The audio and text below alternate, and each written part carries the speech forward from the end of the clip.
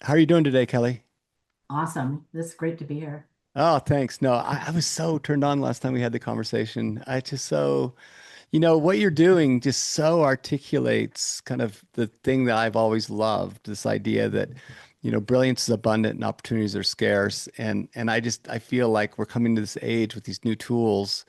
That's why I just loved our conversation that really, AI is the ultimate democratization of expertise. And you so well articulate this whole vision of, how the future can play out, that these micro entrepreneurs can do fantastic things. But before we get going on what you're doing now, I'd love to just kind of have people get to know you and like, who are you? What have you been up to? I just found that really fascinating as well. So take it away. I'm a graphic designer by trade and video editor. And I've always been a creative person. I studied art in school, in college, and fine arts mostly, like drawing and painting. And I really wanted to go into that, but it's almost impossible to make a living in that. So I went into business and always tried to like find a way to be creative in every job that I've had. I've always carved out some small way of adding something creative. And then I got a job working in the fashion business and years ago, and I was working on a CAD computer, and I really got into like computers and designing and stuff. And I like this is way before. I mean, this is the 90s, right? So I just like had a bug even back then. But then I worked at IMAX for 17 years, and I fell in love with kind of filmmaking, and I worked on the documentary side mostly in film production.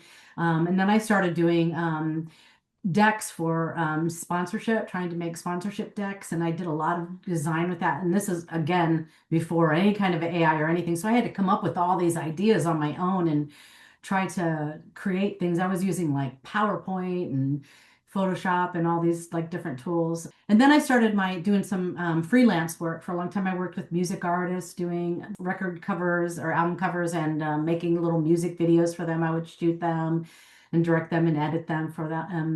I started working with the Warner Brothers a little bit, doing a few things with their artists. And so I've always had this kind of creative bug, but the moment I saw my first AI picture on Instagram, I was just scrolling through and I saw something and I just knew at that moment this something was different about it. Something just drew me in. I became literally obsessed with figuring out what it was and how do I do this and how do I figure this out. And like back then, it was probably like a little over 3 years ago, nobody wanted to tell you anything. Like the people that were doing it were so secretive about it. And like you would ask, hey, like, how do I get into this? Nothing, crickets. And so I Wow. had a friend ask a friend, ask a friend, like how about Mid-Journey. And it used to be on Discord and I had to learn Discord. This stuff is so out of my realm too, but I finally figured out like how to use Mid-Journey on Discord. And then about 6 months later, I discovered AI video, learning how to animate these images. And then I was like obsessed with that. And I started animating my videos and making these little music videos. And then I got connected with Runway and became a creative partner. And it just started really growing from there. And so I've been posting pretty much in the last 3 years, either images every day or a video every day. And it's just been great. Like I love every minute of it. I love that. That's so cool. It's great that it's so cool that you have the curiosity and the fearlessness to just go try it out, right? Like, who Yeah, cares? Let's that's go me try it out. though.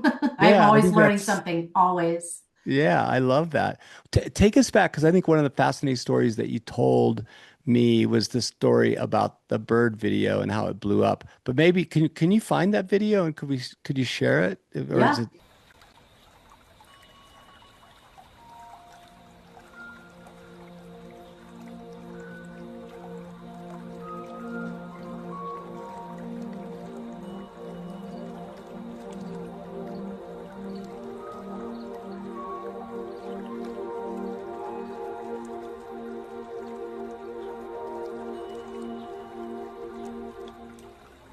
This is like 2 years ago. That's why the video looks a little like not quite as up to date as some of the stuff now. But yeah, and also that makes a difference that it was a long time ago. It was a Saturday. I made these birds. I'm a bird fanatic. I love birds. I love the sound of birds. So I made this, and I thought nobody's gonna like this. They're gonna think this is the dumbest video. And I went to breakfast. I posted it in the morning. Went to breakfast. I came back, and it had millions of views. And I was like, what is going on? Like I didn't know what was going on. And my TikTok was blowing up and I'm getting all these messages and I'm like, what is this? What's happening? And it just kept growing and growing. And it's at like it eventually got up to 24 million. And that my Instagram went up to like 300,000 people. I mean, and so that really gave me a jump start in my career, in AI career. And now this career has become like a second job to me. It is a second job and like it's a business now. I have a manager and it's like insane. But that video sort of kicked it off. It was crazy to have a viral video like that. It's a weird experience. I don't when it happens. I think now it happens probably more often to people, but back then it was a little bit Yeah, it's so beautiful. strange. Yeah. And walk us through like so you were telling me kind of your workflow. You kind of make things in make images in Midjourney or you have, and then you go to Veo 3 and then build the video and then you do the music too. I thought the reason you came up with using mid your own music was really beautiful as well. So share that. Yeah, usually I go into Midjourney and that's where the ideas take place. Either I have an idea going in, like I'm like, oh yeah, I have this idea for like a theme for something I want to make, or I just go start playing in Midjourney and I'm really experiment. I throw all kinds of pictures in there or try different prompts and different style reference codes and everything until I get something. And then once I find something, I run with that. And like I usually, my themes, they're not like themes so much as like I like the style to all look similar, like so it flows. And I started making music because on Instagram and TikTok, you were only allowed to use like a minute or a minute and a half of a song. And my videos tend to be about 2 to 3 minutes long. So when AI music started, I just started making background music for my videos just out of necessity. And then so I started really getting into the music part of it too, so that I would almost like I would curate the whole thing. I would make the images, put them into my editing and Premiere, and then I would like kind of look through it, and then I would kind of get a story out of it. And then I would say, okay, here's what the song could be about. And this is the type of music it should feel like. And then I would like work in Suno until I would get something that had the vibe. And I had to actually feel it, like I had to watch the clips with the music and until I feel something and I just would know it's right. And whatever it is, people seem to pick up on it. I think I have like a knack for picking the right music for the video. And also Yeah. the lyrics, like I write the lyrics out kind of in more of a poetic way. I'll just write, like I'll look at the different pictures and I'll pick little things out from them, like different colors or different things. Or sometimes I'll get like a hook for it. Like I'll say, oh, this is about, this, and then I'll write the little hook out. And then once I get like all that down, I'll put it into like Chat GPT and I'll say, can you kind of arrange this in a lyric format? And so it'll put it, like with the verse, the chorus, and everything. And then I can easily go in and rewrite it. So that's kind of how I'm definitely not a writer. I'm not a songwriter. I'm not a musician, but I'm a creative. So So it continue down all that. So flows. some of the music's gotten pretty successful, right? Yeah, it has. Wasn't it Um, like, didn't you tell me it was like number one in a country in Europe? For like one of your songs, Yeah, La Vida Loca? well, it's on my manager gets these things all the time that saying where the songs are number one, and it's mostly on iTunes, which I didn't even know was a thing anymore, but I guess iTunes is making a huge comeback, and we get these things that says in all these different countries, my songs are like charting one, two, three in all these different places, lots of my songs. And I had put like 5 songs on Spotify as like a test a while ago, and I never even thought about it again. I just put those on there because I had gotten kicked off Spotify ages ago because I put some AI music on there and they were like kicking all the AI music off. And so I put some new songs because they were accepting AI songs again. I put these songs on, forgot all about it. I don't even think I had used those songs for anything. They were just like test songs. And then one day we went to Spotify and looked, and I had like 1 million monthly followers and 2 million. Now this one song has 2 million listens. It had like almost 1 million. So I was stunned. I was like, oh my God, I had no idea. Because I usually put my music on Bandcamp and people buy my music like crazy. I mean, it blows my mind how like it's so great. And people send me the greatest notes. And I just every day all I have to do is go look at some of the things people write to me, and it'll just, if I have a bad day, I look at that and it like changes everything. There's people, I love that. Let's play. Can we yeah. play that La Vida Loca song? Okay.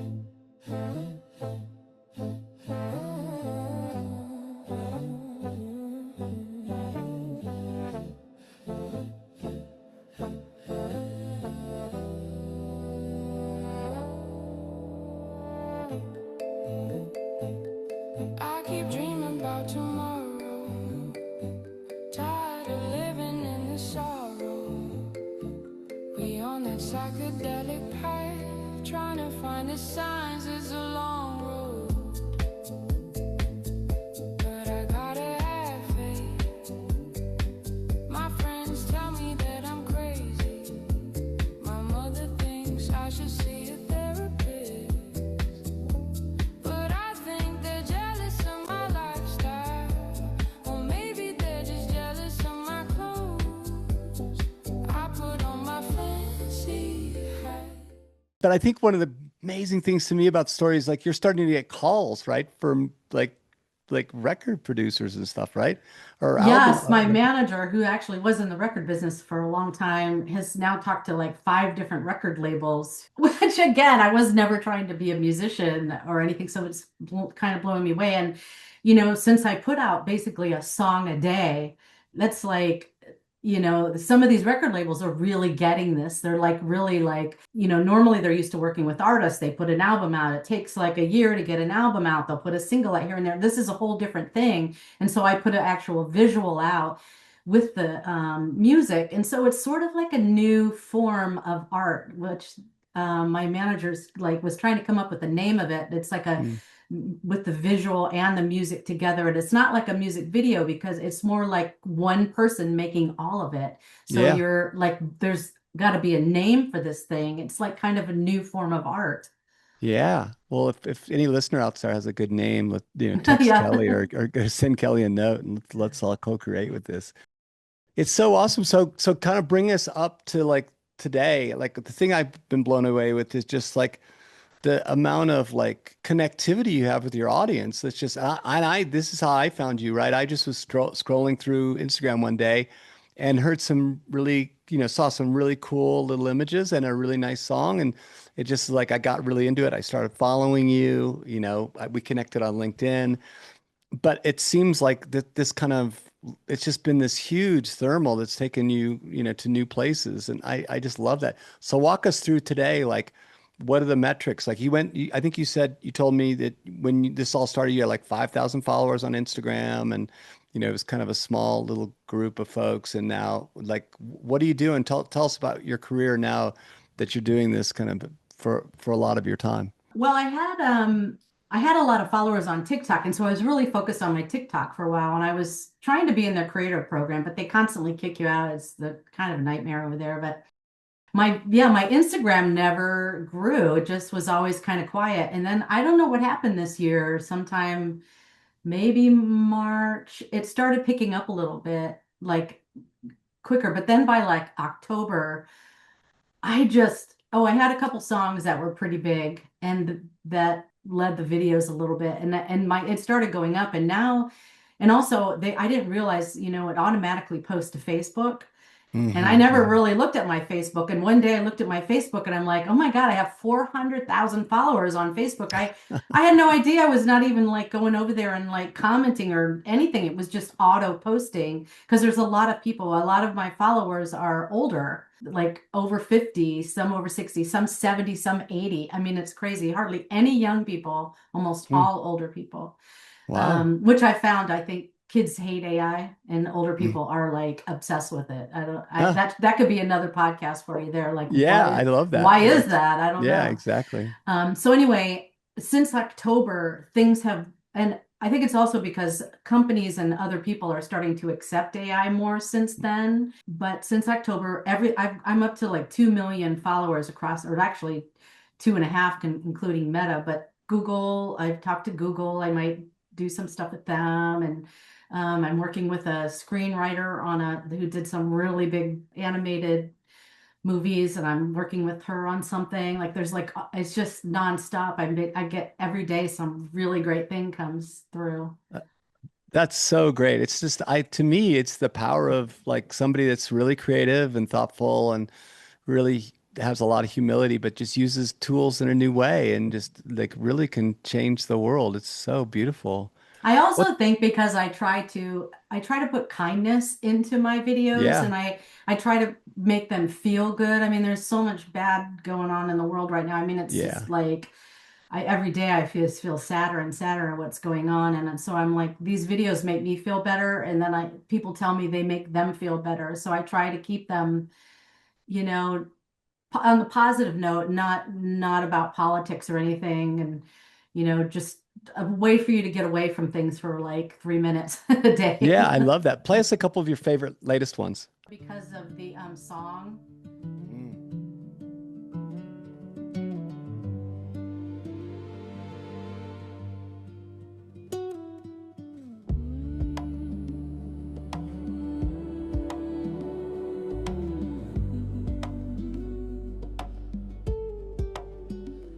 You arrive without a body, only warmth and knowing your hands are made of memory.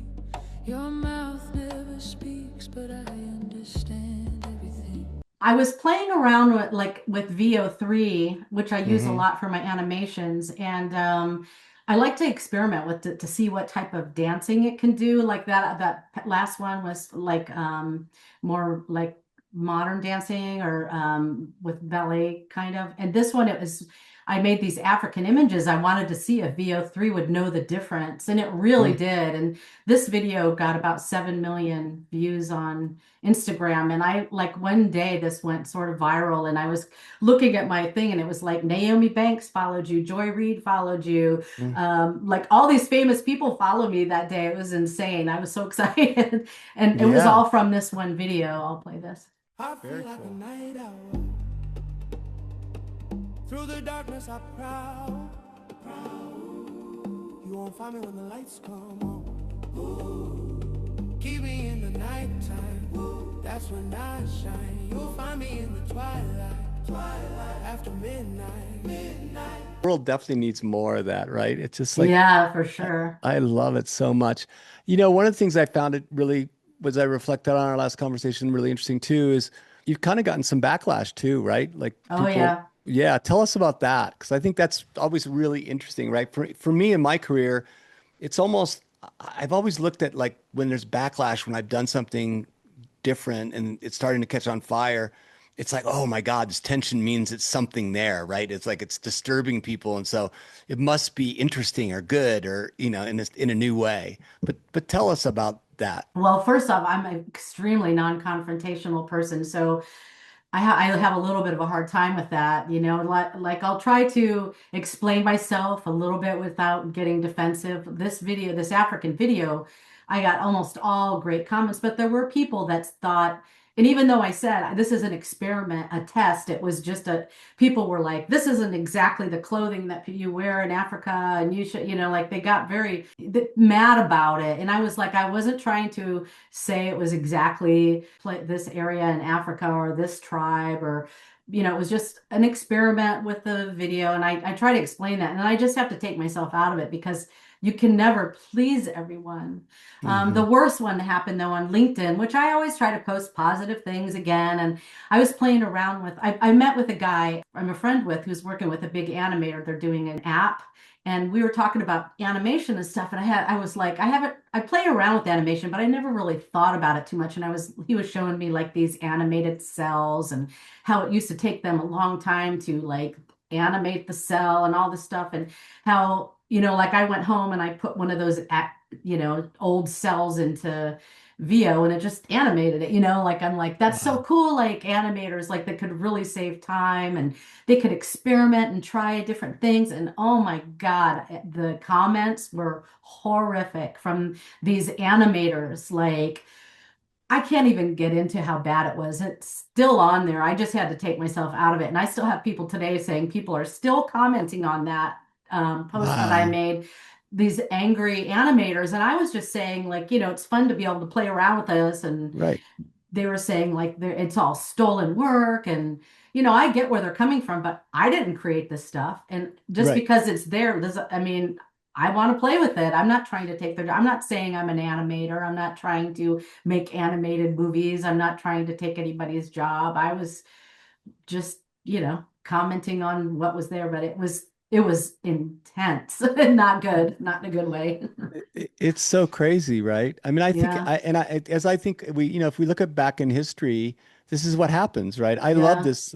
Yeah, I don't know if I told you the story last time about the abbot of Sopheim. Ever told you that story? No. So it was the 1400s, right? And so the Gutenberg press had just come out, and he was incensed because he was the abbot of this monastery where there were a bunch of scribes. And back in the day, the 1400s, a Bible cost a annual salary of somebody, and it Wow. took a year to write. And it was like ordained by God. One person would write your Bible for a Oh my year, God. right? Wow. And all of a sudden the Gutenberg press comes along, and all of Gutenberg's printing Bibles, and so the obviously the head of the Sopheim monastery, the abbot, was really upset, and so he decided to write a book called In Defense of Scribes, telling people like how awful it is. The Gutenberg press is going to ruin everything. It's going to make mankind dumber, and these scribes have been ordained by God to be writers, but he had a problem. He couldn't figure out how to get it out to the public. So he went to the Gutenberg press and printed Oh his my book, gosh. right? And it just happens over and over again. I just Yeah. find it so interesting. It's like people get, that are really creative and they're really curious. Somehow along the way, they get really defensive and angry and just shut themselves off to new tools and new ways of doing things. And it's, I know, like it's crazy to me. Like I feel like I'm an artist. I'm a painter. I like also, I'm a graphic designer. I'm probably going to lose my job to AI at some point, but I'm like, wow, this new thing is here. That's the most incredible thing we've ever seen in our lifetimes. Like, yeah, it's so fascinating, and like some people hate it so bad. Like I it, know. but then, they just can't get past it. Someday they probably will, and then they'll be like, oh, that was stupid. I know. It's yeah, right, right. I mean, I was involved in like some earliest, in the 80s in publishing, and people were really pissed that, everything was going digital, and like the Mac, you could do all this publishing stuff on the Mac, and it was like, it was just really funny, and sooner or later, we forgot about that, right? It just Yeah. happens. Well, where do you think all this is going? I mean, you're at the very cutting edge, and you're understanding kind of the beauty of it. And obviously, there's a lot of collateral damage. I mean, people are going to lose their jobs, Oh, yeah. when you can, or I can, I mean, you, not me, but you can come up with an amazing video, an amazing, music track really, really quickly. And I mean, how many people like 15 years ago do you think it would take to do what you just did? I don't know. Even to this day now, there's a lot of AI people doing AI and trying to do what I'm doing. And it's just you have to still be good at what you're doing or have some Yeah. creativity and have some, like really good human input to put into it, or else it just doesn't work. So I've tried to play around making stories with animation and stuff. It's hard. Like I Hmm. can't do it. Hmm. I'm not like I'm not a writer. Like if I work with a writer, maybe I could do that part. But what people are forgetting, like you still have to have like the talent and the like ability to do these things to make it work at all or have feeling or even for make people to want to see it. Not everybody could do it. I mean, everybody could do it and play around with it, but it might not be good, right? Hmm. I see where this is going is people are going to start realizing this is a tool to Hmm. enhance people's creativity. And I mean, I'm all in for anyone trying it. Anytime you want to, someone may not have ever had a creative bone in their body, sees AI and they're like, oh my God, this is amazing. I feel something so different. I want to make something. They make their first picture. They feel something like, why wouldn't we encourage that?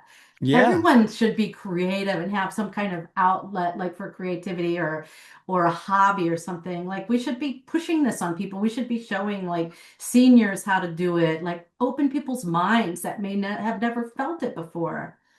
I love that. It's sort of like thinking, like if you think back how moronic it is, it'd be sort of like the paintbrush was discovered and there were a tribe of people that painted with paintbrushes.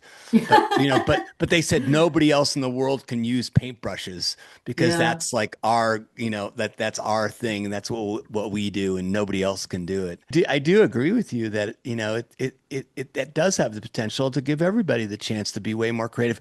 Last night I was watching Guillermo del Toro's new Frankenstein. Have you seen oh, that I yet? loved it so Oh, much. It was it's so unbelievable. amazing. Yeah. It's so amazing. And then Mm. I got into like Emily and I got into watching like the making of, there's like a really great 45-minute video. Oh, yeah.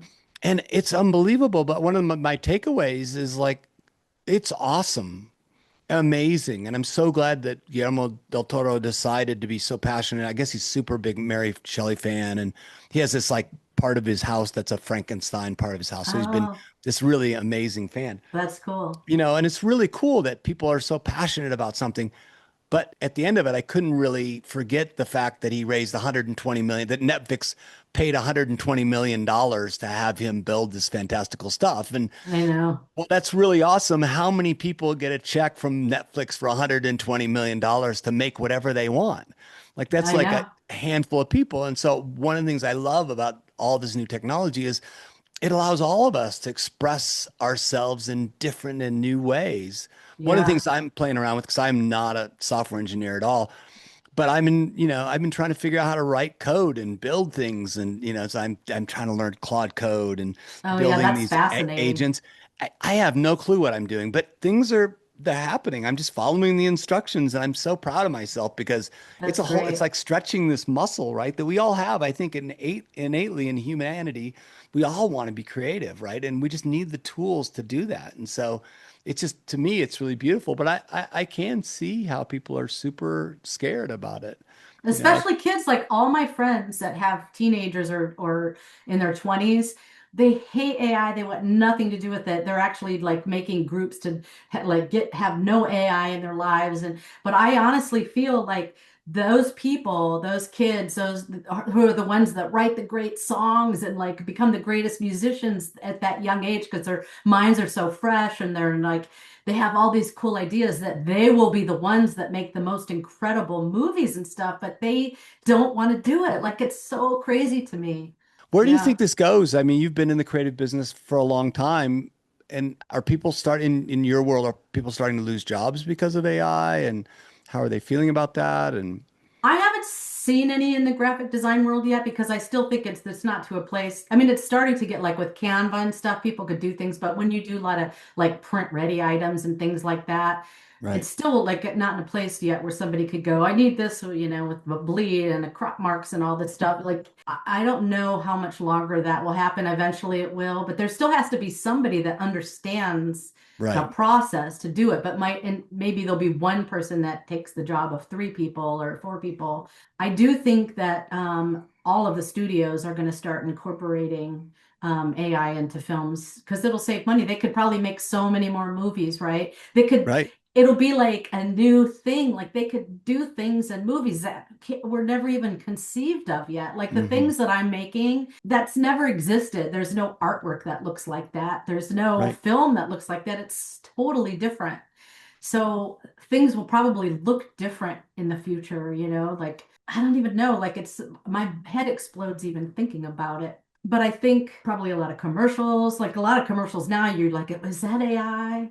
The Hmm. thing that I'm not crazy about is like all this AI stuff where like with animals doing things, you don't know anymore if it's AI or if it's not AI. Like that part, it's sort of a drag because like you used to get excited if you'd see some dog doing some fun thing. Now Right. we lost that. It's Yeah. probably lost forever. You know what I mean? Yeah. Like you never know if you're looking at something if it's real or not. That's sort of sad to me. Yeah, Um, I agree with you. I mean, even like in the movie Frankenstein, when the star was feeding the deer, right? And that interaction of eating grapes with the deer, you're like, yeah, but I think that's probably AI. That's got to be AI. It was yeah, it would too, probably be hard to do unless you had a tame deer, I guess. yeah, exactly. It'd be impossible. So, yeah, I agree. So, if just advice for other people who are these kind of this new micro entrepreneur wanting to get into it, like what are some of your thoughts on how to get going and use tools, whether it's for writing code or for doing art or whatever? Well, I mean, like you can learn anything on YouTube. I mean, I everything that I have learned in my life, Photoshop, Premiere Pro, every single thing that I've ever learned, all this AI stuff, I learned on my own 100%, no classes, nothing. So you can learn anything you want online and pretty much for free.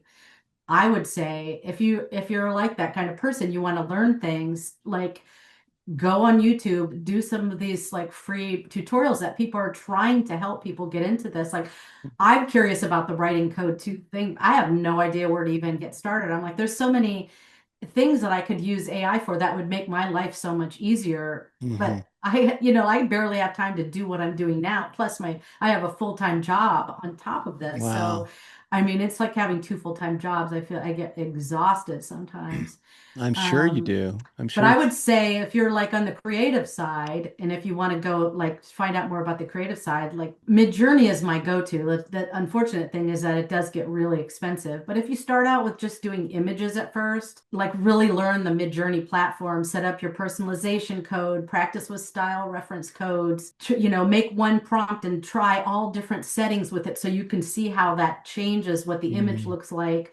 And that's how I did it. I just really learned Midjourney like so well, like I know that app so well. And that's where I like that creative side. Some people that do more like realistic stuff can work in like Google or Nano Banana and some of these things if they want to do. And Higgsfield has a really good app for that. You could do more realistic type movies and music videos. You don't really need Midjourney for that. But VO3 to me right now, nothing really compares. Midjourney, I've been using their high def animation is pretty good, but to get the sound with the video, even if I don't use it, is so super helpful and cool. But Yeah. there's some others like Seed Dance and Kling now have sound with it. I have little access to some of them, but not to everything. But I like VO is very expensive. It's like $250 a month. So Right. I use that one because I pay for it. A lot of them I Right. get for free because I'm a creative partner, but Yeah. Yeah. I think you're right. I mean, it is kind of scary how much you can spend a month on, yeah, on different subscriptions. But I keep thinking super. about it's like, wow, I could call a freelancer to help me do that. And that'd be an hour, right? Yeah, Or a couple hours to do that. And it wouldn't be as good because they would yeah. be, they just wouldn't have the skill or the ability to kind of riff on different ideas. Oh, this is so inspiring. I so appreciate you doing it. Could maybe, as kind of a bringing it to a close, you could play a couple videos that are most inspiring to you. Okay, so the story behind this video is I just one day I was like walking around in the mall and I just like felt for some reason I just felt very invisible. And I think as you get older, like especially being a woman, you start feeling this weird feeling of being a little bit invisible. I don't, it's hard to Hmm. explain. And so I thought I'm gonna make this video about what I'm feeling, and it just really resonated with me and a lot of women. No one really tells you this part. How you start to fade a little. Not in spirit, but in the way the world looks at you. Like you've slipped into soft focus. At first, it stings.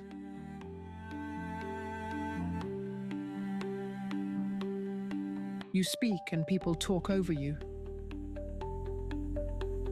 You enter a room and no one quite notices. And then you realize there's peace in the quiet.